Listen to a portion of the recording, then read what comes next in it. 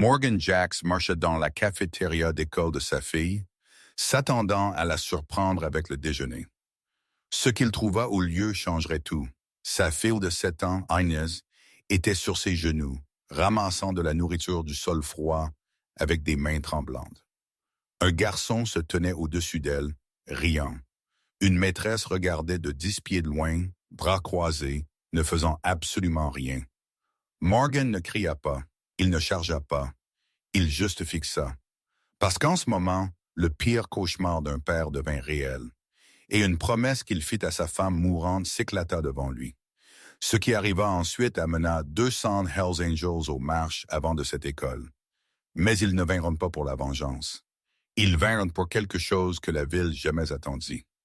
Avant nous continuons, s'il vous plaît, abonnez-vous à la chaîne et faites-nous savoir d'où vous regardez dans les commentaires. Profitez l'histoire. C'était une cafétéria qui sentait le nettoyant industriel et les spaghettis trop cuits. Le genre d'endroit où le bruit et la lumière fluorescente conspiraient à faire que tout se sente à la fois petit et permanent. La ruée du déjeuner avait pris fin. La plupart des enfants étaient déjà de retour en classe. Mais dans un coin près de la sortie de ce cours, une scène se déroulait que aucun enfant ne devrait jamais avoir à affronter. Agnes Jacks, 7 ans, avec les yeux bruns de sa mère et la mâchoire têtue de son père, était sur ses genoux. Son plateau de déjeuner rose gisait à l'envers contre le mur, son contenu éparpillé. Une pomme abîmée, un sandwich écrasé, un carton de lait étalant des rivières blanches sur le carrelage. Se tenant au-dessus d'elle était David Marsh, 12 ans, aux larges épaules, souriant d'un air suffisant comme quelqu'un qui pensait la cruauté une sorte de talent. « Vous gens ne méritez pas de vraie nourriture, il dit. Ramassez-la. C'est ce à quoi vous êtes bon. » Agnes ne répondit pas. Elle avait appris l'économie du silence. Comment il pouvait faire passer le danger pour la paix? Elle tendit la main vers un morceau de pain détrempé, ses mains tremblant si fort qu'elle pouvait à peine le tenir. À 10 pieds, Madame Linda Dorsey, la superviseure de la cafétéria, se tenait les bras croisés. Elle regarda. Elle attendit.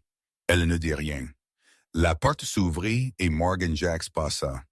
Il avait 44 ans, 6'2", avec une barbe sel et poivre dans un gilet de cuir qui annonçait son allégeance.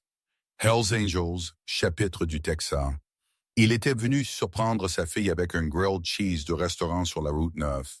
Le genre de petit confort que les familles ordinaires gardent l'une pour l'autre. Le sandwich lui glissa des mains quand il la vit. Son corps se tendit. Chaque fibre demanda quelque chose de féroce et immédiat. Il imagina traverser la pièce, saisir Evan par le col, la physique rapide de la punition. Mais Agnès leva les yeux. Le soulagement n'était pas là. Il y avait de la honte, le genre qui fait qu'un enfant a l'air d'être celle qui a été trouvée manquante. « Papa !» elle murmura. « Il continue de faire ça. Il a encore frappé mon plateau. Encore. » Le mot le frappa comme une balle. Il tourna son regard vers Madame Dorsey. Ses bras se décroisèrent. Sa posture devint caissante. « Monsieur Jacks, elle dit, voix faiblement calme. Les enfants seront des enfants. Agnes a besoin d'apprendre à se défendre. » « Combien de temps? » Morgan interrompit. « Excusez-moi. Depuis combien de temps cela se passe-t-il? » Le silence de Madame Dorsey répondit plus clairement que toute confession. Morgan ne cria pas. Il ne menaça pas. Il s'agenouilla à côté d'Agnès et commença à l'aider à ramasser la nourriture. « C'est bon, ma petite, » il murmura. « Je suis là maintenant, et cela ne va jamais se reproduire. » Il le pensait, et il ne savait pas encore à quel point cette promesse devrait être grande. Maintenant, vous pourriez penser, un Hells Angel trouve sa fille humiliée, et son premier geste est de l'aider à ramasser la nourriture. Ce n'est pas l'histoire que vous attendiez, n'est-ce pas? Ce que Morgan comprit cependant était ceci. La force brute pourrait satisfaire sur le moment, mais elle ne changerait pas la chose qui la blessait. Pour vraiment protéger Agnès, il aurait besoin de quelque chose de bien plus puissant que les poings. Il aurait besoin de la vérité. Et la vérité, comme il était sur le point de le découvrir, était plus profonde qu'un simple intimidateur et un enseignant complaisant. Avant la cafétéria, dans le plateau de déjeuner éparpillé et les mains tremblantes d'une petite fille essayant de se faire petite, il y avait une autre vie, une plus calme, plus chaude, façonnée par la lumière du désert et le bourdonnement constant des motos. 18 mois plus tôt, Morgan Jacks vivait à Mesa, Arizona, avec sa femme Rebecca et leur fille Agnes. C'était une vie ordinaire de la manière dont les plus précieuses le sont. Une petite maison, un quartier familier, des routines construites sur l'amour plutôt que le luxe. Rebecca avait autrefois été infirmière, mais elle avait échangé le rythme frénétique des couloirs d'hôpital pour la douce lueur d'une cuisine de boulangerie, ouvrant une petite boutique qui sentait toujours la cannelle et la cardamome. Morgan gérait un atelier de réparation de motos, travaillant côte à côte avec le chapitre Arizona des Hells Angels, une fraternité avec laquelle il avait roulé pendant 15 ans. Ils n'étaient pas riches, pas du tout. Mais le bonheur leur venait facilement. Agnes grandit entourée d'oncles vêtus de cuir qui la traitaient comme une royauté, la soulevant sur leurs épaules et l'appelant princesse, lui apprenant à pédaler son tricycle et en formation comme si elle faisait partie de la meute. Elle riait souvent bruyamment, remplissant les pièces d'une luminosité qui semblait impossible à éteindre. Et elle était têtue de la manière la plus attachante, déterminée, audacieuse, indubitablement la fille de ses parents. Puis Rebecca commença à tousser.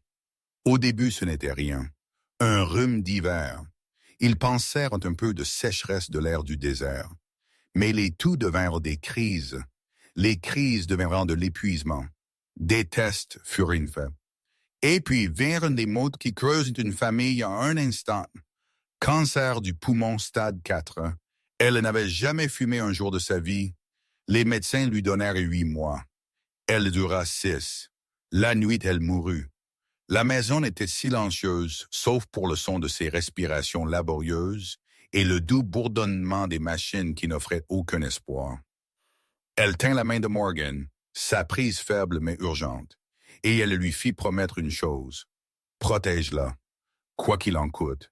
Elle va avoir besoin que tu sois tout pour elle maintenant. Morgan n'avait jamais rompu une promesse à sa femme.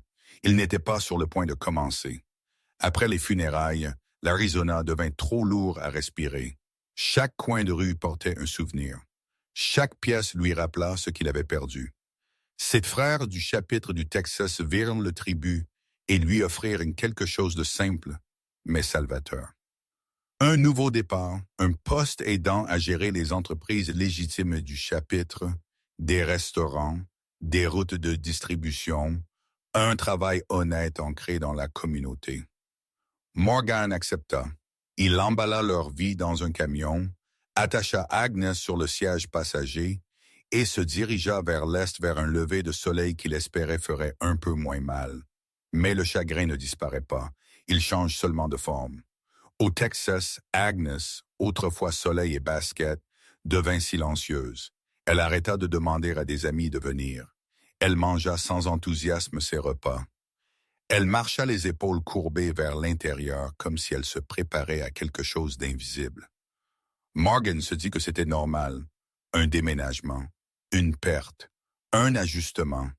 Il croyait qu'elle s'adapterait avec le temps.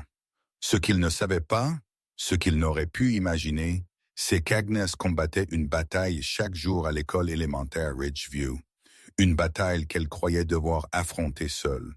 Voici ce que j'ai besoin que vous compreniez. Agnes ne dit pas à son père parce qu'elle ne voulait pas le charger. Elle venait de le voir perdre sa femme. Elle pensait le protéger.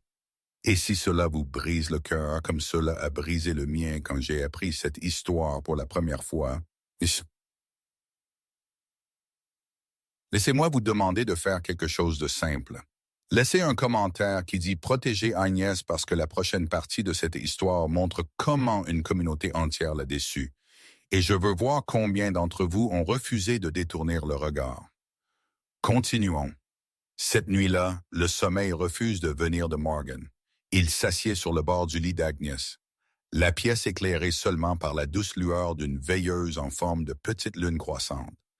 Agnès est allongée sur le dos, fixant le plafond comme si des réponses pouvaient être cachées dans le plâtre. Il garde sa voix douce, ferme, même si tout en lui se sent comme un fil qui se tend. Combien de temps, il demande. Il y a une longue pause. Une trop longue pour un enfant qui n'aurait jamais dû mesurer le silence comme ça. Finalement, d'une voix fine comme du papier, elle dit depuis la première semaine. 5 mois. 5 mois, sa fille avait été tourmentée pendant qu'il préparait le petit déjeuner, faisait son sac, lui disait de passer une bonne journée. 5 mois de souffrance silencieuse qu'il avait pris pour du chagrin ou de la timidité ou le poids persistant d'un déménagement qu'elle n'avait jamais demandé. « Pourquoi ne m'as-tu pas dit, ma petite ?» Sa voix se fracture sur la question. Agnes tourne sa tête vers lui, ses yeux brillants de larmes. Mais elle ne les laisse pas tomber parce que maman a dit que tu me protégerais et je ne voulais pas que tu te battes, je ne voulais pas que tu aies des ennuis. Je ne voulais pas te perdre toi aussi. Les mots le frappèrent plus fort que tout ce qu'Evan Marsh aurait pu délivrer avec des poings. Culpabilité et amour se heurtèrent, l'avalant tout entier. Sa petite fille, essayant de le protéger de sa douleur, pensant que demander de l'aide pourrait lui coûter le seul parent qui lui restait. Il la serre dans ses bras, la tenant avec une tendresse prudente et désespérée. « Tu ne me perdras jamais, Agnès, jamais. Mais j'ai besoin que tu me dises tout, chaque chose. Peux-tu faire ça? » Elle hoche la tête contre sa poitrine et elle le fait. Ce qui en ressort ensuite n'est pas une histoire. C'est une confession gravée par la peur. Evan Marsh ne l'a pas juste intimidée. Il a orchestré sa souffrance. Il l'appelait fille orpheline, raquette de moteur, botte sale. Comme si la cruauté était une langue dans laquelle il avait été élevé. Il la faisait trébucher dans les couloirs, faisait tomber des livres de ses bras, et une fois versa de l'eau sur sa chaise pour qu'elle n'ait d'autre choix que de s'asseoir dans l'humiliation. Le plateau de déjeuner, ce n'était pas une cruauté unique. C'était son acte préféré. Il attendait qu'elle s'asseye, puis passait avec un timing pratiqué, en voyant nourriture et dignité s'éparpiller sur le sol. Agnès apprit à manger rapidement dans des coins cachés, espérant qu'il ne la trouverait pas ce jour-là. Mais ce qui fit geler le sang de Morgan n'était pas Evan. C'étaient les adultes. Agnes avait dit au professeur. Elle avait dit aux surveillants de cantine. Elle avait dit aux conseillers scolaires. Chaque fois, elle reçut les mêmes réassurances éculées, des clichés polis par des années de complaisance. Essayez de l'éviter. Ne réagissez pas et il arrêtera. Les garçons seront des garçons. Chaque phrase une autre pierre placée sur ses petites épaules. Morgan sent quelque chose en lui se fissurer. Pas de la rage, quelque chose de plus profond, de plus ancien. Le sentiment d'une promesse tremblant sous un poids insupportable. Il pose la question qui a commencé à se former comme une ombre dans son esprit. Pourquoi personne ne t'a aidé? Agnès hésite puis prononce le nom qu'elle a entendu murmurer parmi les adultes avec un mélange de respect et de peur. Parce que son père est M. Marsh, Richard Marsh, membre du conseil scolaire, homme d'affaires local, donateur, influence enveloppée dans une poignée de main et un carnet de chèques. Morgan se rassoit. Les pièces s'assemblent avec une clarté écœurante. Ce n'est pas un cas d'école qui ne sait pas. C'est un cas d'école qui décide de ne pas agir. Quand Agnes est finalement endormie, sa respiration douce et régulière, Morgan entre dans le couloir et ferme la porte derrière lui. Il sort son téléphone, puis un autre, parent d'abord, enseignant qu'il connaît des ramassages et des collectes de fonds. L'image s'éclaircit à chaque appel. Evan Marsh a 12 plaintes documentées d'étudiants sur 3 ans. 12 et rien de significatif n'est jamais arrivé. Une retenue ici, une seule suspension qui n'a duré qu'un jour. Certains parents ont insisté davantage, mais leurs préoccupations ont été rejetées avec des phrases sur l'exagération ou la mauvaise communication. Des enseignants ont essayé d'intervenir, mais il y avait des conséquences à défier la famille Marsh. L'un fut soudainement réaffecté. Un autre se retrouva discrètement retiré du programme parascolaire qui complétait leurs revenus. Une conseillère qui tenta d'escalader un incident se vit dire de considérer si elle interprétait mal un comportement développemental normal. Richard Marsh n'était pas seulement au conseil, il était le conseil. Le surintendant lui devait des faveurs. La directrice craignait son influence. Le personnel savait qu'il valait mieux ne pas défier le Fils de l'homme qui signait les budgets de leur programme. Agnes ne confrontait pas seulement un intimidateur. Elle confrontait un intimidateur protégé, protégé par un système qui avait depuis longtemps décidé quels enfants comptaient et lesquels non. Et à ce moment-là, Morgan comprend quelque chose avec une clarté parfaite. Aller voir la directrice ne réglera pas cela. Déposer une plainte ne réglera pas cela. Rencontrer le conseil scolaire ne réglera pas cela. La pourriture est plus profonde que la paperasserie et les conversations polies. S'il veut la justice, la vraie justice, il ne peut pas y aller seul. Il va avoir besoin de ses frères. Maintenant, je sais ce que vous pourriez imaginer. 200 Hells Angels arrivant et rugissant à une école, point près, chaos en préparation. Et peut-être il y a des années, c'est exactement ce qui serait arrivé. Mais la fraternité à laquelle Morgan appartient est devenue plus sage. Ils ont appris que le vrai pouvoir n'est pas mesuré par la destruction. Il est mesuré par la construction de quelque chose de si indéniablement juste que ceux qui s'y opposent s'effondrent sous leurs propres ombres. Ce qu'ils sont sur le point de faire à Ridgeview n'impliquera pas un seul coup de poing, mais cela secouera cette ville jusqu'à ses fondations. 8 heures après avoir trouvé sa fille à genoux dans la cafétéria de l'école, Morgan Jacks descendit la longue autoroute fissurée qui menait au Devil's Highway Diner. C'était un endroit avec de la peinture écaillée, du néon qui bourdonnait comme un battement de cœur fatigué, et des places de parking toujours remplies de motos alignées comme des siècles loyaux. Pour la plupart des gens, cela ressemblait à des problèmes en attente. Pour Morgan, c'était la maison, le quartier général officieux du chapitre Texas des Hells Angels, et le seul endroit où il savait qu'il pouvait aller quand un problème était trop grand pour un homme seul. À l'intérieur, l'air sentait le café, l'huile de moteur et les vieilles histoires. Marcus Tank Williams était assis dans sa cabine habituelle, une montagne d'hommes avec une barbe grise et des yeux qui avaient vu à la fois la violence et les miracles. 20 ans plus tôt, Tank avait enterré sa propre fille après qu'un conducteur ivre ait déchiré son monde. Ce chagrin vivait derrière son regard, façonnant le genre de leader qu'il devint. Un qui protégeait les vulnérables avec la férocité de quelqu'un qui connaissait le prix de la perte. Morgan s'approcha et Tank l'étudia pendant une demi-seconde avant de demander ce qui s'était passé. Morgan lui dit tout, la cafétéria, l'intimidation, la maîtresse qui resta à l'écart, les mois où sa fille souffrit en silence, et finalement le nom Evan Marsh. La mâchoire de Tank se serra, sa voix tomba dans quelque chose de rauque et ferme. « Es-tu sûr de vouloir impliquer le club là-dedans, frère? » « Je ne veux pas, dit Morgan, mais j'en ai besoin. Le conseil scolaire est protégé. Le père de l'intimidateur dirige la moitié de la ville. Si j'y vais seul, ils enterreront ça. Ils l'ont enterré pendant des années. » Tank ne répondit pas tout de suite. Il se pencha en arrière, pesant les choses comme seul un homme qui a vécu une tragédie peut le faire. Puis il demanda, « Qu'est-ce que tu demandes exactement? » Là, au milieu d'un restaurant rempli du doux murmure de la conversation et du tintement métallique occasionnel découvert, Morgan baissa sa garde. Il ne voulait pas de poing. Il ne voulait pas de menace. Il voulait quelque chose de plus grand, quelque chose d'impossible à ignorer.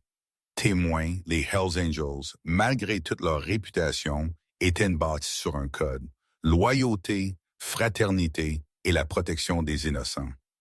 Les étrangers ont mal compris ce code. Voyant seulement le cuir et le bruit, jamais le travail communautaire, les virées caritatives, la nuit passée à encadrer des jeunes dont la vie avait déraillé. Ce chapitre avait changé. Ils avaient grandi. Ils s'étaient adoucis aux bons endroits et endurcis à ceux qui importent. Morgan voulait utiliser ce que le monde croyait d'eux, un mélange de peur et de respect, non pas pour intimider, mais pour éclairer. Si 200 d'entre nous se présentent à cette réunion du conseil scolaire, il dit, les caméras suivront, les journalistes poseront des questions. Tout ce qu'ils ont caché n'aura plus nulle part où se cacher.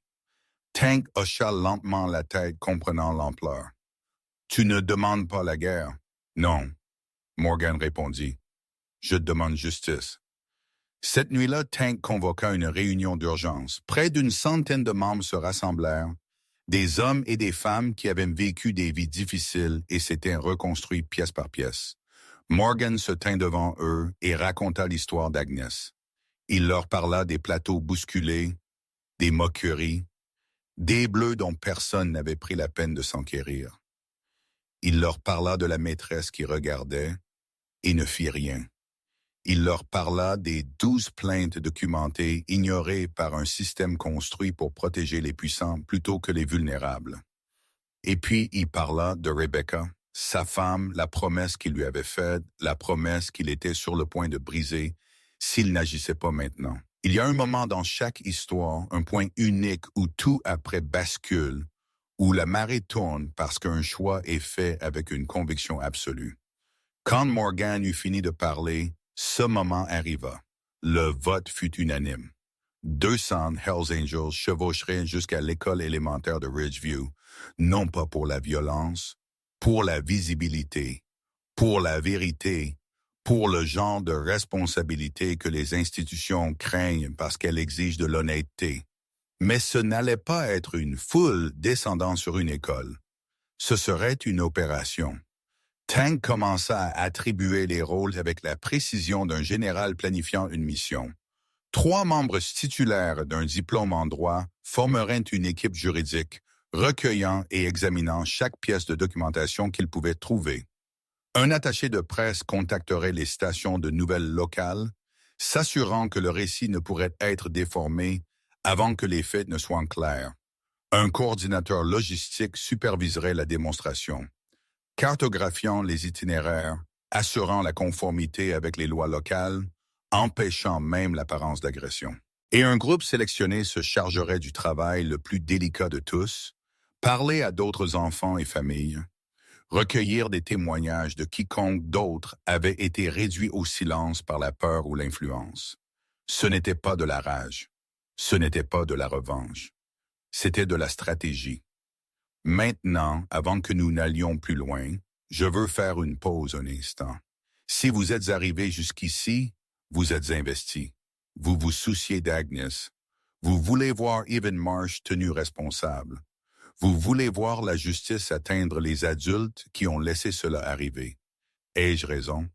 Si oui, allez-y et appuyez sur ce bouton d'abonnement, parce que ce qui se passe ensuite quand 200 motos arrivent à cette école à l'aube est quelque chose que je peux vous promettre que vous n'avez jamais vu auparavant. Et croyez-moi, vous voudrez être là pour ça. Continuons. Morgan se réveilla avant le soleil, bien avant que le monde ne s'agite. Car le matin, cette heure où l'air semble fin, où les choix semblent plus lourds, où un homme peut entendre les échos de son propre battement de cœur, il vérifia Agnès en premier. Elle dormait encore, recroquevillée sous sa couverture, inconsciente de la tempête qui se préparait en son nom. Puis il sortit dans l'obscurité pâle et conduisit vers la zone de rassemblement à la lisière de la ville, un parking à moitié abandonné où les Hells Angels se rencontraient souvent avant de longues virées. Ce qu'il trouva là l'arrêta net.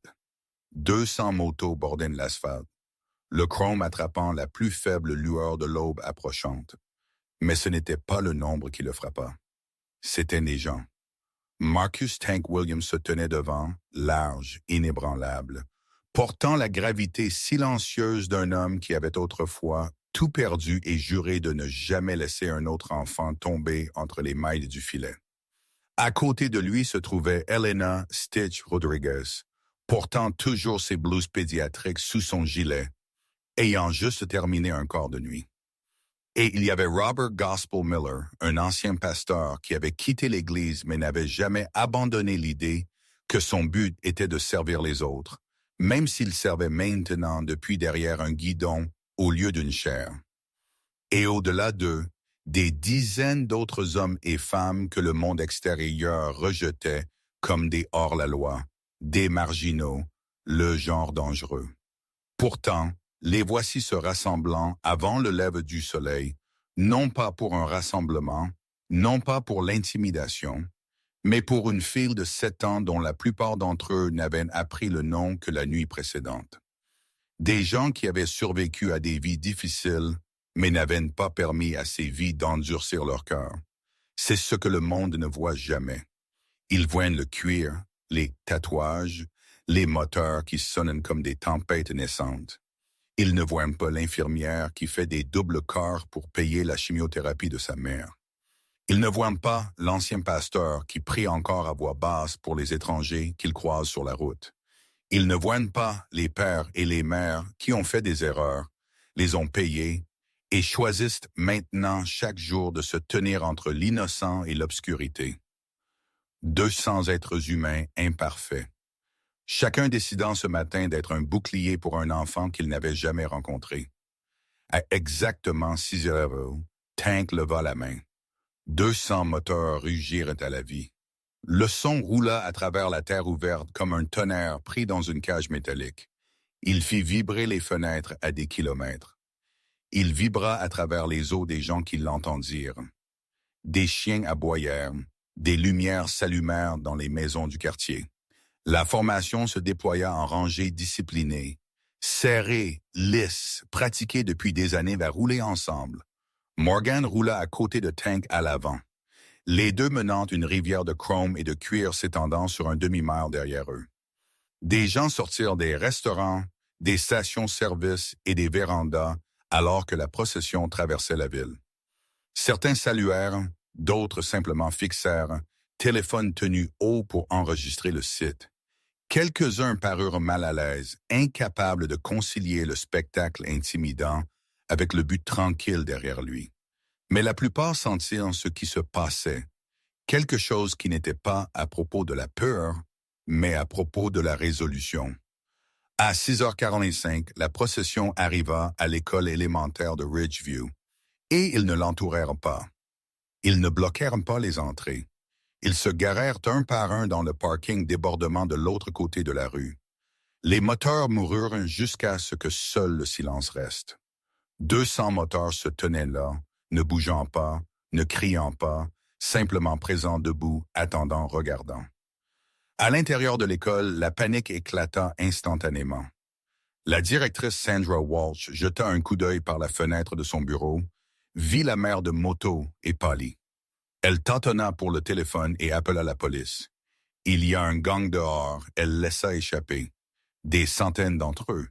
J'ai besoin d'officiers ici maintenant. 4 voitures de patrouille arrivèrent en quelques minutes, lumière clignotante à l'aube.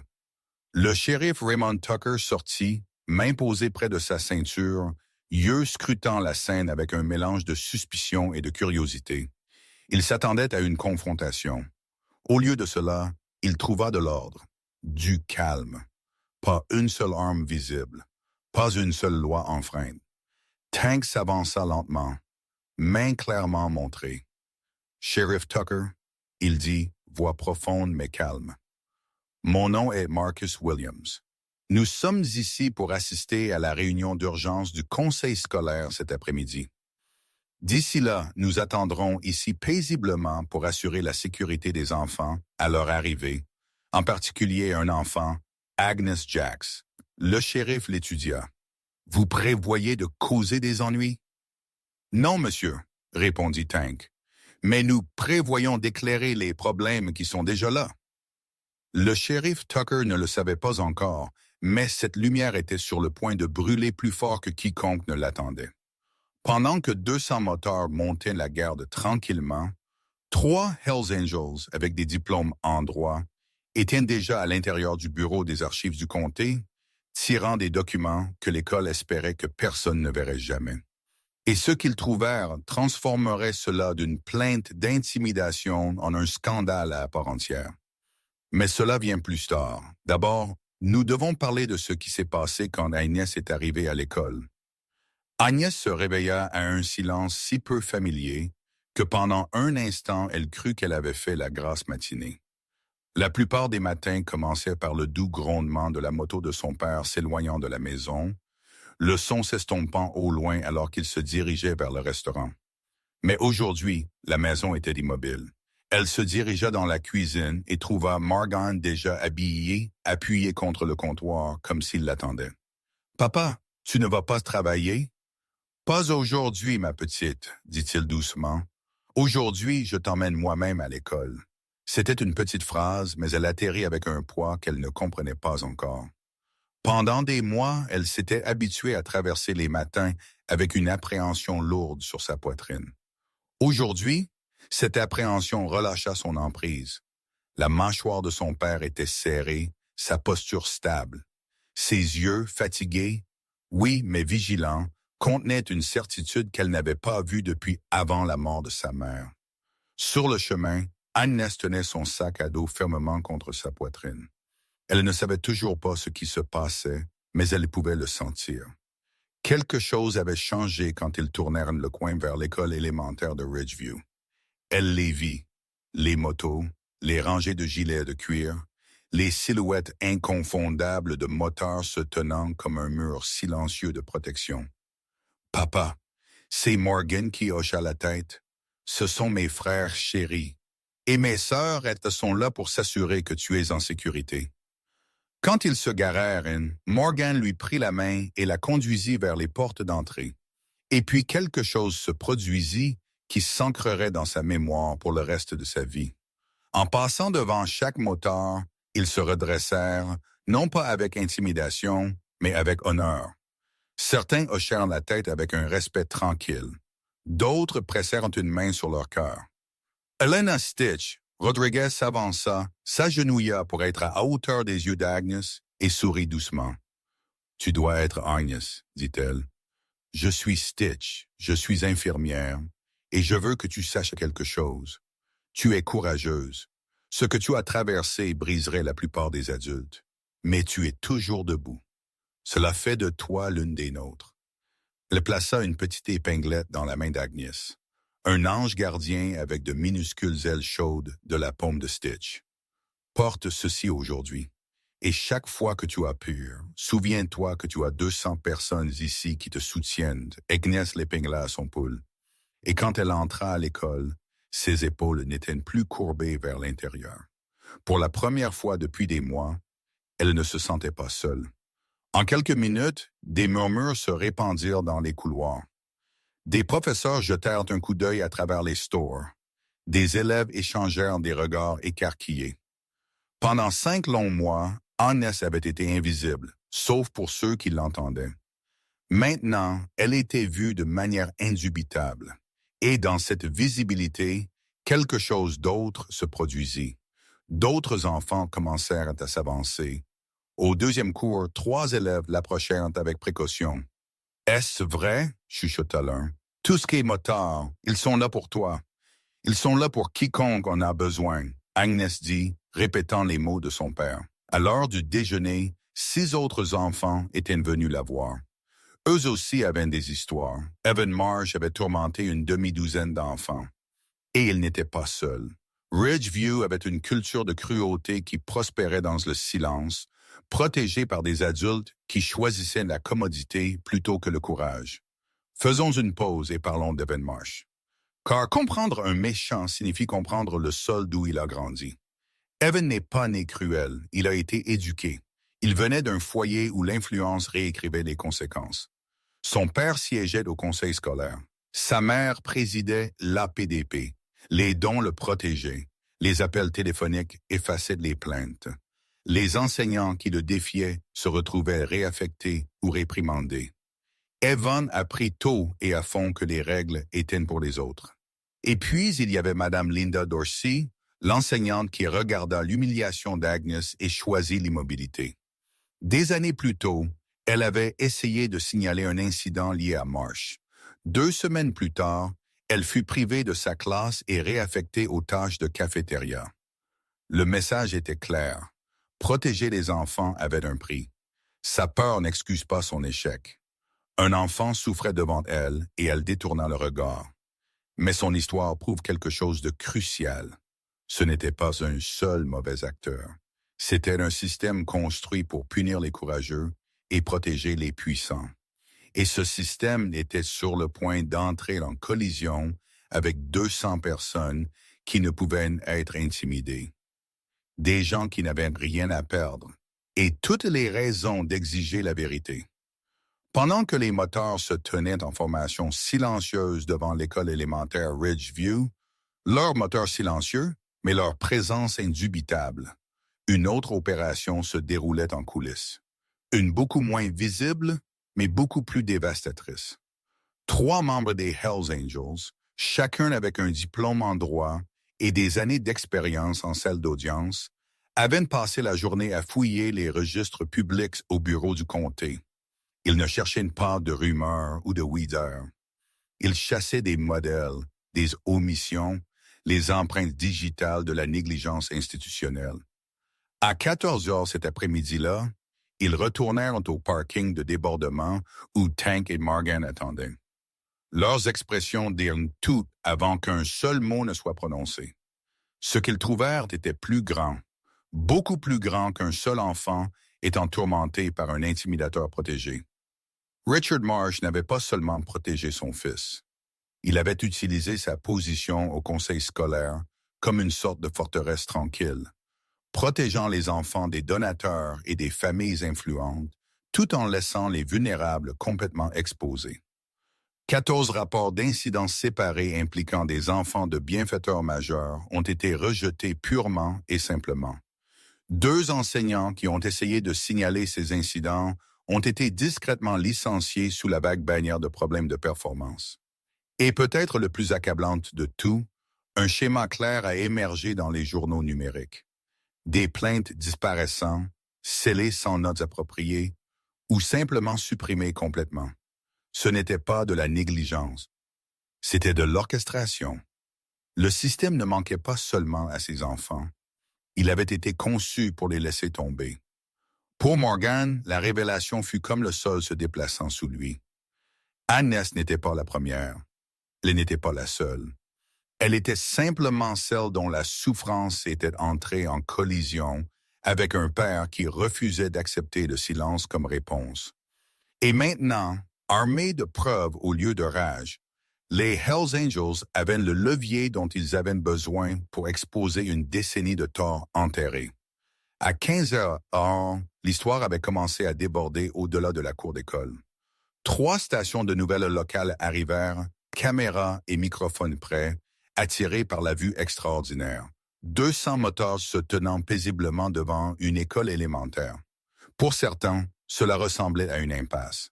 Pour d'autres, un mystère, mais pour les gens rassemblés là, c'était le début de la vérité montant à la surface. Caroline Torres, l'attachée de presse du chapitre et ancienne journaliste, s'avança avant que tout récit ne puisse être tordu en sensationnalisme. Elle n'adopta pas de pose. Elle n'adopta pas de menace.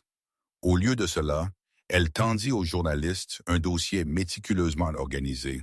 À l'intérieur se trouvaient les faits, les plaintes documentées, les dossiers scellés, les déclarations d'enseignants réduits au silence et les témoignages recueillis auprès d'enfants qui avaient eu trop peur de parler jusqu'à présent. Carol connaissait la nature des cycles d'information. L'indignation brûle vivement et rapidement, mais la documentation, froide, claire, indéniable, perdure. Elle force le jugement. Elle réécrit les récits. Au moment où les nouvelles de 17 Tears furent diffusées, les titres avaient changé. Il ne s'agissait plus d'un gang de motards se rassemblant devant une école. Il s'agissait d'une enquête populaire qui avait exposé près d'une décennie d'intimidation systémique, de dissimulation et d'abus de pouvoir à l'école élémentaire Ridgeview. Les caméras montrèrent des gilets de cuir, oui, mais elles montrèrent aussi des classeurs de preuves, des déclarations de parents et les visages d'enfants qui se sentaient enfin vus. Avant que nous avancions, laissez-moi vous demander quelque chose. Combien d'adultes pensez-vous ont été témoins de la cruauté à Ridgeview, de l'intimidation, des renvois, de la manière dont le pouvoir s'est isolé et a choisi le silence? Combien d'entre nous, dans nos propres vies, détournent le regard parce que parler semble risqué? Si vous êtes resté silencieux quand vous saviez que quelque chose n'allait pas, dites-le dans les commentaires. Il faut du courage pour l'admettre, mais il faut encore plus de courage pour choisir différemment la prochaine fois. Maintenant, preuves en main et le public regardant, il est temps de voir ce qui s'est passé quand le conseil scolaire a été forcé de faire face à la vérité. À 18h ce soir-là, la minuscule salle de réunion du conseil scolaire de Ridgeview, destinée à asseoir 50 personnes, se sentait comme l'œil d'une tempête imminente. 300 personnes se pressaient dans les couloirs, remplissaient les portes, débordaient sur le trottoir. Parents, enseignants, élèves, reporters, et 200 Hells Angels se tenant épaule contre épaule dans leurs chemises propres, bottes polies et gilets de cuir. Ils n'étaient pas venus pour intimider. Ils étaient venus pour témoigner, pour parler, pour s'assurer que la vérité ne pourrait plus être enterrée sous la paperasserie et l'influence. Richard Marsh était assis au centre de la table du conseil, mâchoire serrée, phalange pâle là où ses mains agrippaient le bord. Il s'était attendu à de la colère, peut-être quelques parents élevant la voix, peut-être quelques questions inconfortables. Il ne s'était pas attendu à une communauté se levant à l'unisson.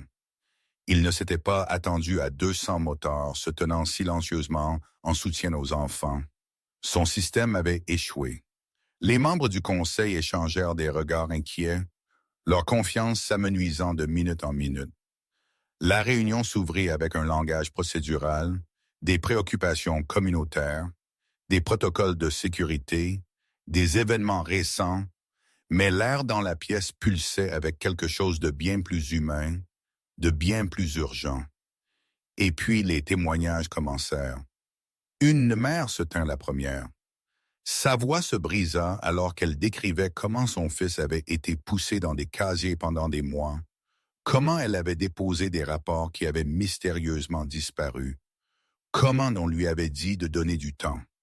Un autre parent suivit et un autre. Des années de plaintes ignorées inondèrent dans la pièce comme de l'eau inondant un barrage brisé. Il y avait des larmes, des mains tremblantes, le souffle tremblant de personnes qui avaient porté la douleur de leurs enfants en silence. Puis vinrent les élèves.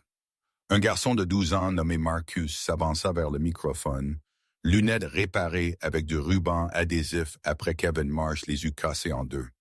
Il raconta au conseil comment Evan l'avait traité d'insulte, comment le conseiller lui avait suggéré de considérer s'il faisait quelque chose pour le provoquer. Sa voix vacilla, mais il ne recula pas. La pièce retint son souffle pour lui. Ensuite vinrent 2 anciens enseignants, invités par l'équipe juridique des Hells Angels. Ils témoignèrent de choses que le district espérait ne jamais refaire surface, la pression pour modifier les notes des enfants de donateurs, les avertissements de ne pas discipliner certains élèves, les licenciements soudains après qu'ils aient refusé de jouer le jeu. Leurs mots étaient fermes mais lourdes, du genre qui laisse une marque. Et puis Morgan Jack se leva. Il se tint sans théâtralité, sans élever la voix. Mais la pièce se tut, comme si chaque personne là savait que quelque chose d'essentiel était sur le point d'être dit. « Ma femme m'a fait promettre de protéger notre fille », commença Morgan. « Je pensais que cela signifiait la nourrir, lui donner un toit, lui apprendre le bien du mal. Je n'avais pas réalisé que cela signifierait combattre un système entier qui avait décidé qu'elle ne valait pas la peine d'être protégée. » Il marqua une pause, laissant la vérité se déposer comme de la poussière dans la pièce. « Ma fille a passé 5 mois à manger son déjeuner par terre parce qu'un garçon de 3 ans plus âgé qu'elle trouvait cela drôle. Et les adultes qui étaient censés la protéger, la maîtresse, la conseillère, la directrice, ce conseil, vous avez détourné le regard. Certains d'entre vous sont en colère que nous soyons ici. Vous pensez que c'est de l'intimidation, mais laissez-moi vous dire quelque chose. L'intimidation, c'est ce que ma fille de 7 ans ressentait chaque matin en entrant dans votre école. Nous ne sommes pas ici pour intimider. Nous sommes ici pour dire que cela s'arrête ce soir. Quand il eut fini, le silence fut si complet qu'il fut physique. Richard Marsh se pencha vers son microphone. Son ton était glacial, contrôlé. Monsieur Jax, dit-il, je comprends que vous soyez contrarié, mais amener un gang de motards à une réunion du conseil scolaire n'est guère la manière appropriée de répondre aux préoccupations. Si vous aviez suivi les canaux appropriés, pensa-t-il, la voix calme mais inébranlable. Nous avons la documentation de 12 enfants suivant les canaux appropriés avec votre fils, Monsieur Marsh. Chaque fois, ces canaux n'ont mené nulle part. Je me demande pourquoi. Le silence qui suivit n'était pas de la confusion, c'était de la reconnaissance. C'était le moment où une communauté réalisa que la vérité avait enfin été prononcée à voix haute. Ce qui arriva ensuite changerait Ridgeview pour toujours. Mais le vrai changement ne commença pas dans cette salle de conseil. Il commença dans les heures qui suivirent, lorsque la nouvelle se répandit au-delà des limites de la ville. Quand les fonctionnaires de l'État commencèrent à passer des appels et quand 3 membres du conseil annoncèrent tranquillement qu'ils se retiraient pour passer plus de temps avec leur famille, les dominos avaient commencé à tomber et Morgan Jax était sur le point de voir la promesse qu'il avait faite à sa femme enfin prendre racine. Au cours des 72 heures suivantes, Ridgeview se retrouva propulsé dans une confrontation que personne dans le district n'avait imaginé possible. Une histoire qui avait commencé avec un seul enfant humilié se déroulait maintenant sur les écrans de télévision, les flux d'informations et les conversations de table à manger à l'échelle nationale.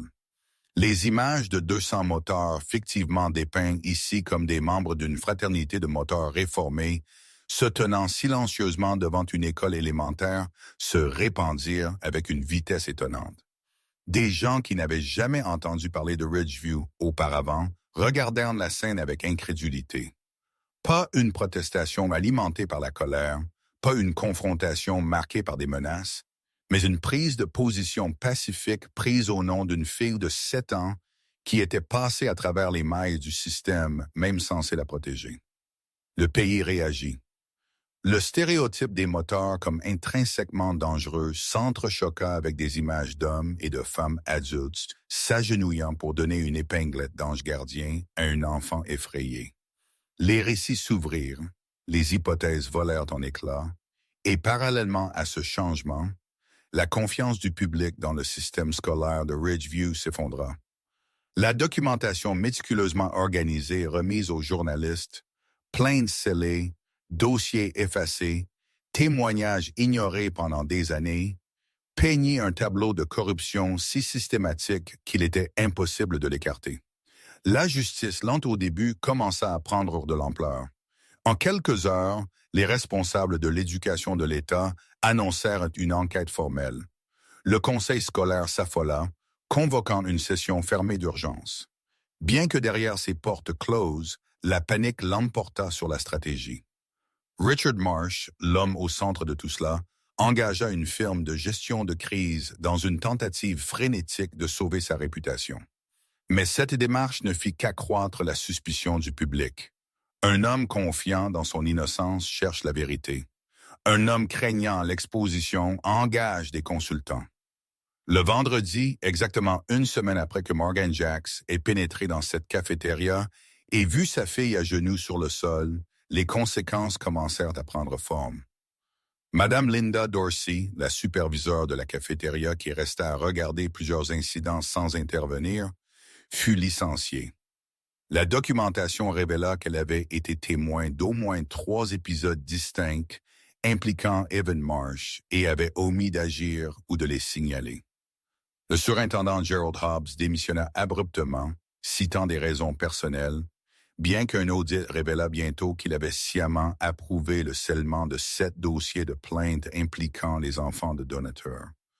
3 membres du conseil scolaire, y compris Richard Marsh lui-même, démissionnèrent pour éviter des enquêtes éthiques formelles, et pour la première fois de sa jeune vie, Evan Marsh fut confronté à une véritable reddition de comptes.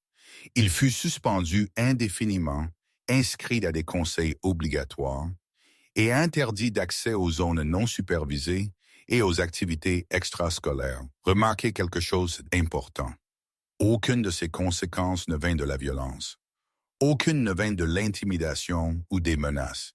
Elles vinrent de la vérité, documenté, organisé et présenté d'une manière que personne ne pouvait ignorer.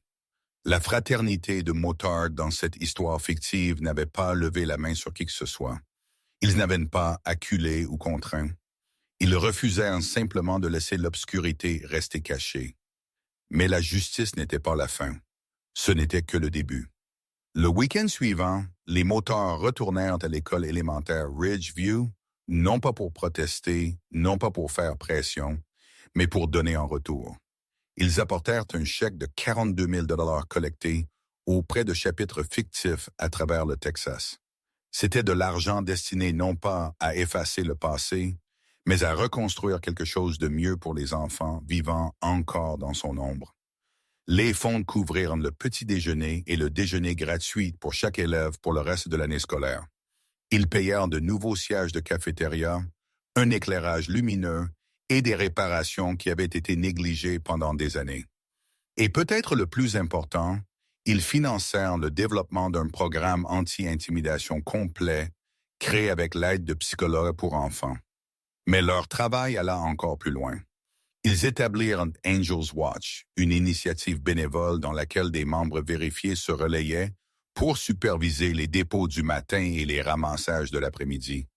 Leur présence devint un moyen de dissuasion silencieux mais puissant, assez visible pour inspirer confiance, assez stable pour rassurer les enfants qui avaient appris à ne pas faire confiance aux adultes autour d'eux. La transformation fut profonde.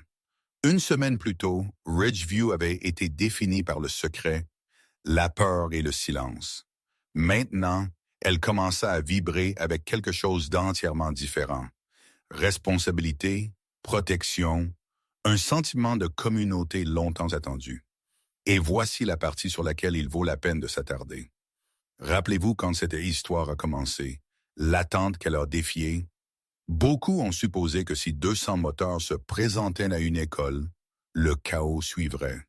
Violence, intimidation, les pires stéréotypes se manifestant de manière prévisible. Mais ce n'est pas ce qui s'est passé. Au lieu de la destruction, ils choisirent la restauration. Au lieu de la rétorsion, ils choisirent la responsabilité.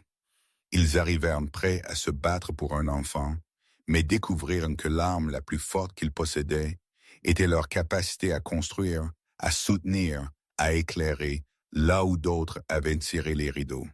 Cette histoire ne s'est pas déroulée comme n'importe qui l'avait prédit. Et c'est précisément pourquoi elle compte. N'importe qui peut casser quelque chose.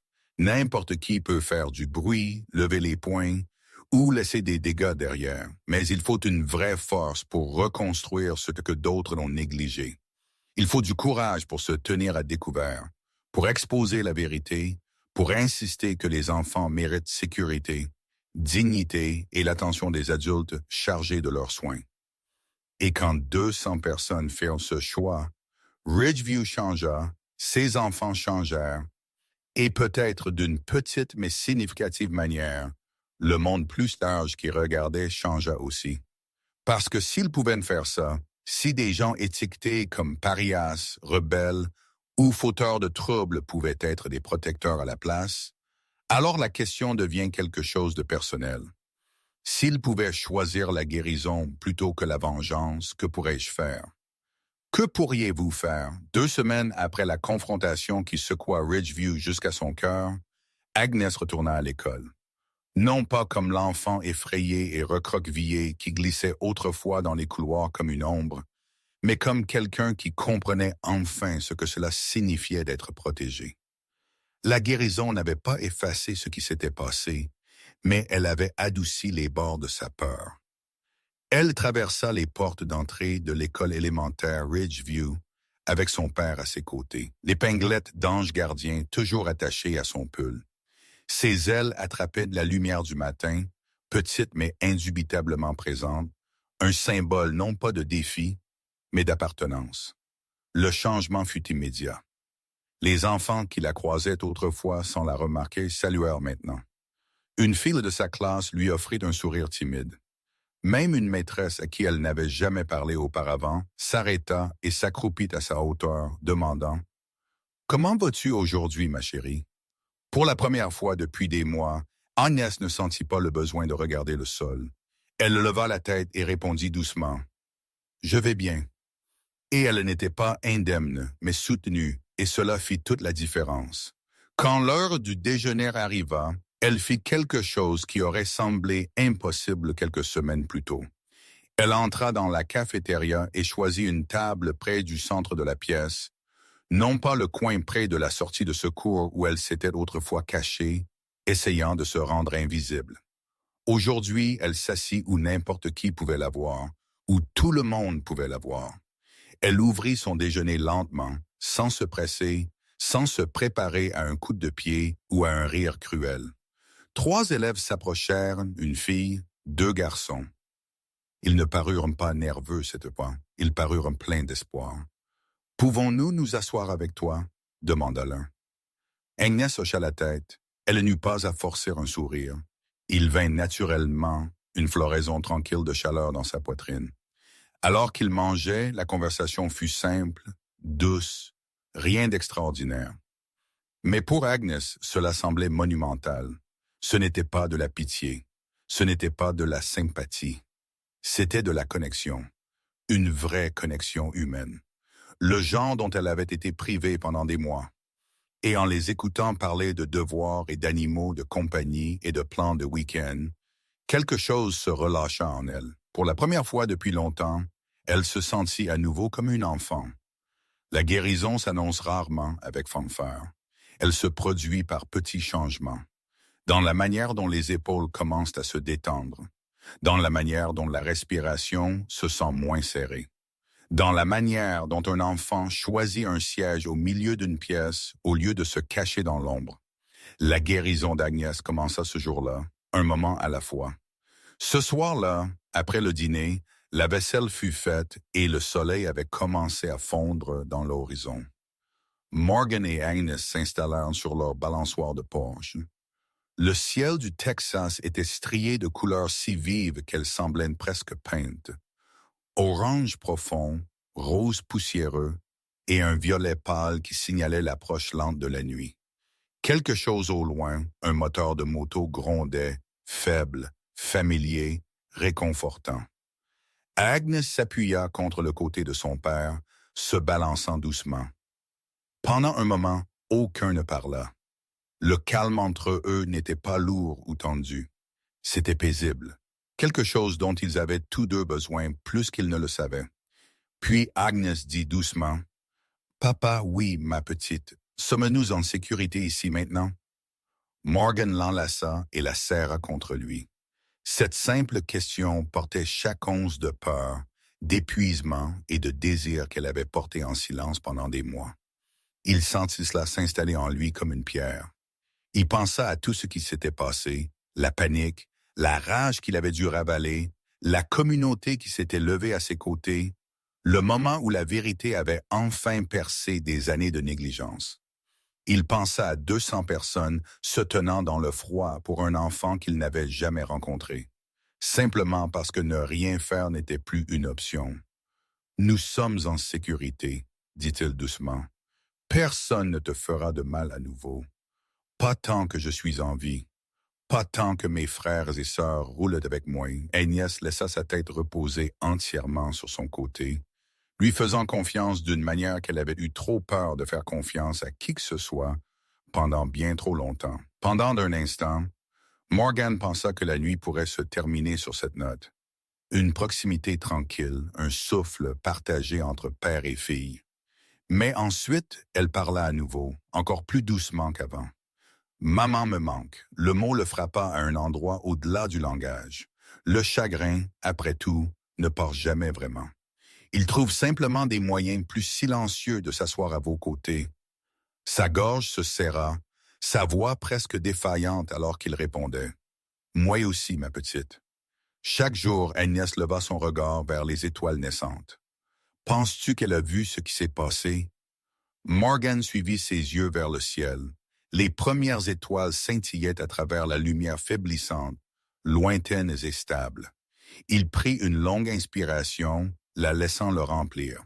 « Je pense, commença-t-il, sa voix épaisse d'émotion. Je pense qu'elle a toujours su que tu avais une armée. Elle ne savait juste pas qu'elle porterait du cuir. Agnès se serra plus près, un soupir doux et satisfait s'échappant d'elle. Elle ne demanda rien d'autre. Elle n'en avait pas besoin. La balançoire continua son grincement lent et rythmique, allant et venant comme le battement de cœur d'une maison enfin en voie de guérison. Et pour la première fois depuis le décès de Rebecca, Morgan sentit un sentiment de paix s'installer sur eux. Fragile, mais réel. Sa fille était en sécurité. Elle était vue.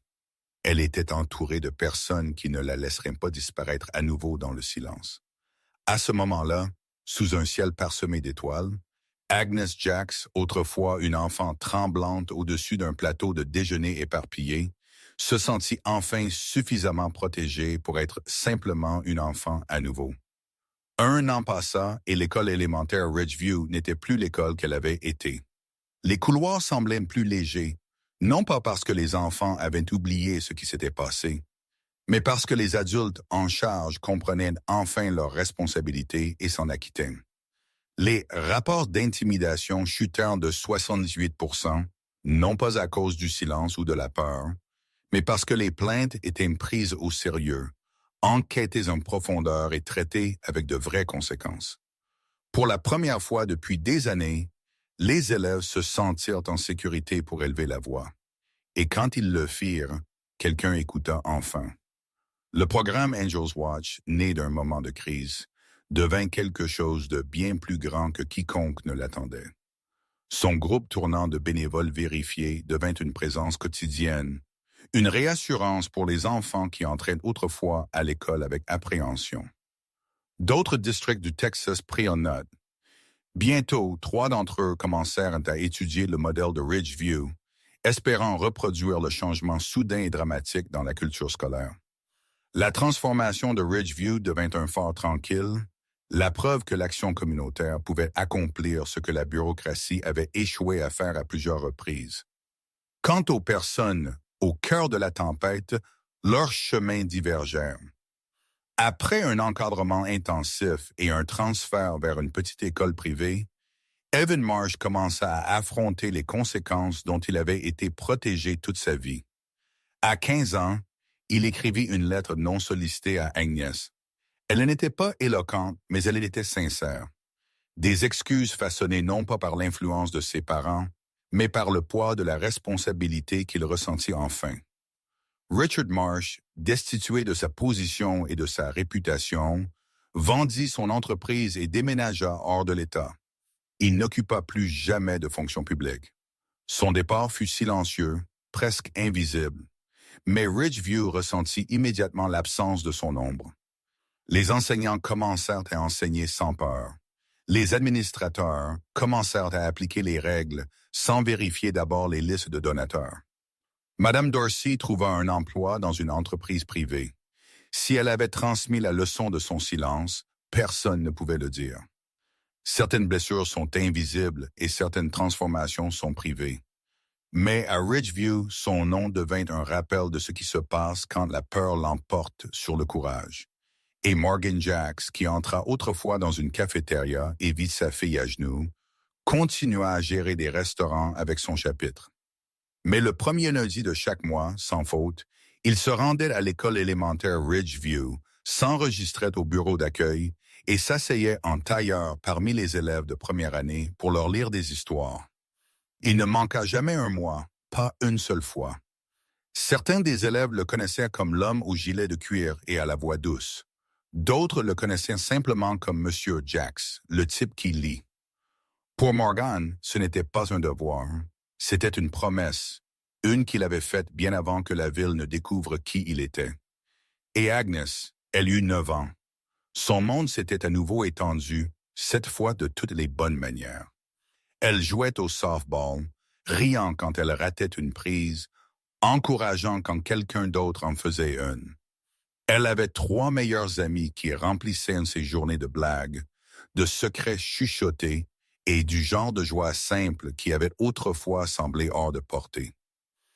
Elle gardait l'épinglette d'ange gardien dans une petite boîte sur sa commode et la portait lors des jours spéciaux, jour de photo, son anniversaire, le premier jour d'école, quand elle voulait se sentir proche des gens qui l'avaient soutenue. Un après-midi, une nouvelle élève arriva, un garçon timide de l'Oklahoma qui s'assit seul au déjeuner, les épaules voûtées comme les siennes l'avaient été autrefois. Agnes le remarqua instantanément.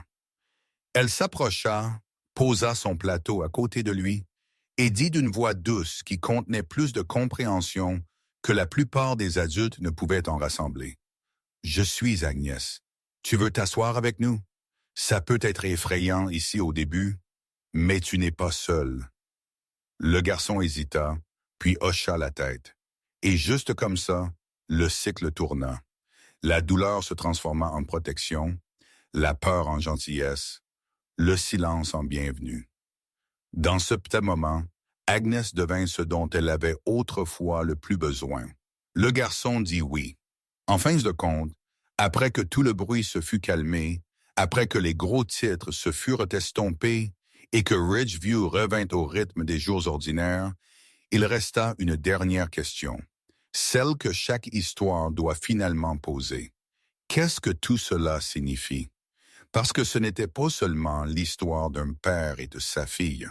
Il ne s'agissait pas seulement de la corruption exposée ou d'une communauté se levant pour affronter ses propres échecs. Non. Sous chaque moment, sous chaque décision que Morgan Jacks prit, vivait une vérité plus profonde sur le courage, sur la responsabilité et sur le coût du silence. Voici ce que je veux que vous reteniez de cette histoire. Morgan aurait pu faire exactement ce que le monde attendait de lui. Il aurait pu prendre d'assaut cette cafétéria, les poings serrés, la gorge rugissant de fureur. Il aurait pu confronter le garçon, menacer la maîtresse, exiger des réponses de la directrice. Il aurait pu laisser la colère être son arme, et personne qui connaissait son chagrin ne l'aurait blâmé pour cela.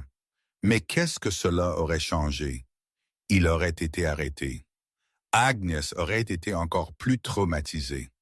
L'école l'aurait renvoyé comme un autre motard violent, pas un père en deuil luttant pour la justice. Et le système qui l'avait déçu serait resté intact, intouché, incontesté. Au lieu de cela, il fit un choix différent, un choix plus difficile. Il rassembla ses frères, non pour intimider, mais pour témoigner. Il rassembla des preuves, non des excuses. Il apporta des caméras, non des pièces de biche. Il exposa des mensonges avec la vérité, non la peur. Il prit un système construit pour protéger les puissants et tourna ses propres règles vers l'intérieur, le forçant à examiner ce qu'il avait permis, ce qu'il avait rendu possible, ce qu'il avait ignoré. Et ce faisant, il ne protégea pas seulement sa fille. Il protégea chaque enfant à qui on avait dit de simplement l'ignorer. Chaque parent qui avait été rejeté, chaque enseignant qui avait été pressé au silence. C'est ce que là le vrai pouvoir ici. Pas les motos, pas le cuir, pas l'image que le monde avait assignée à des hommes comme lui. Le vrai pouvoir était de la volonté de traîner l'injustice à la lumière et de refuser de la laisser se cacher à nouveau. Le courage de se tenir dans la vérité même quand cela signifiait être mal compris. La force de se battre doucement, bruyamment, sans relâche, sans jeter un seul coup de poing. L'histoire d'Agnès se termina bien pour une raison. Quelqu'un s'est levé. Quelqu'un a dit assez. Quelqu'un était prêt à être mal à l'aise, prêt à être jugé, prêt à être critiqué et mis en doute et critiqué. Aussi, une fille de 7 ans ne s'accroupirait plus jamais sur un sol froid de cafétéria, ramassant son déjeuner sur les carreaux, pendant que les adultes faisaient semblant de ne pas voir. Et voici la partie qui devrait rester avec vous longtemps après la fin de cette histoire. Il y a des Agnès partout. Des enfants dans votre quartier, des enfants à votre église, des enfants dans votre famille élargie, des enfants qui vont à l'école chaque matin en portant des peurs qu'ils ne prononcent jamais, des enfants convaincus que personne ne les croira, que personne n'aidera, que personne ne se soucie assez pour intervenir en leur nom. Ils sont plus silencieux qu'Agnès, ou plus bruyants ou meilleurs à cacher leur douleur.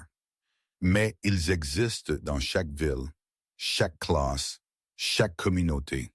Et la vérité est, vous n'avez pas besoin de 200 motos pour changer leur histoire. Vous n'avez pas besoin de blousons de cuir ou de moteurs rugissants ou d'une fraternité debout derrière vous. Vous avez juste besoin de prêter attention à écouter quand un enfant hésite avant de parler, de remarquer quand quelqu'un devient plus petit de jour en jour, de poser les questions inconfortables, de les croire la première fois qu'ils vous disent que quelque chose ne va pas, de vous soucier assez pour intervenir, même si votre voix tremble, même si d'autres lèvent les yeux au ciel, même si agir vous rend difficile, parce que c'est comme ça que le monde change. Pas avec de grands gestes ou des moments viraux, mais avec des gens ordinaires refusant de rester silencieux. Avec des adultes choisissant l'inconfort plutôt que la complicité. Avec des communautés se souvenant que leur premier devoir est de protéger les vulnérables, les effrayés, les petits. Si nous prêtions attention, vraiment prêtions attention, des histoires comme celle d'Agnès ne se produiraient pas en premier lieu. Et maintenant, avant de partir, il y a quelque chose que je veux vous demander. Quelque chose de simple mais profondément important. Si cette histoire-là a signifié quelque chose pour vous, si elle a remué quelque chose dans votre poitrine, si elle vous a rappelé votre propre passé, si elle vous a fait penser différemment à ce que cela signifie de se lever, alors je veux vous entendre. Dites-moi qui était votre protecteur, qui s'est interposé entre vous et la blessure quand vous en aviez le plus besoin. Et si personne ne l'a fait, si vous avez dû affronter la tempête seul, dites-moi ce que vous auriez souhaité que quelqu'un fasse. Dites-moi ce qui vous aurait fait vous sentir en sécurité. Et si vous croyez que des enfants comme Agnès méritent une protection, si vous croyez que les intimidateurs et les adultes qui les encouragent ne devraient jamais gagner, alors je vous invite à rester. Abonnez-vous, commentez. Partagez cette histoire avec quelqu'un qui a besoin de l'entendre, parce que je vais continuer à raconter des histoires comme celle-ci. Des histoires de gens ordinaires choisissant le courage quand le silence aurait été plus facile. Des histoires de justice nées non pas des points, mais de la communauté. Des histoires de ce qui se passe quand les négligés sont enfin vus. Un like, un commentaire, un partage. C'est vous qui dites « Je suis avec Agnès, je suis contre la cruauté, je suis pour les enfants qui ne peuvent pas se défendre. » Et j'espère que vous le faites. Je vous verrai dans le prochain.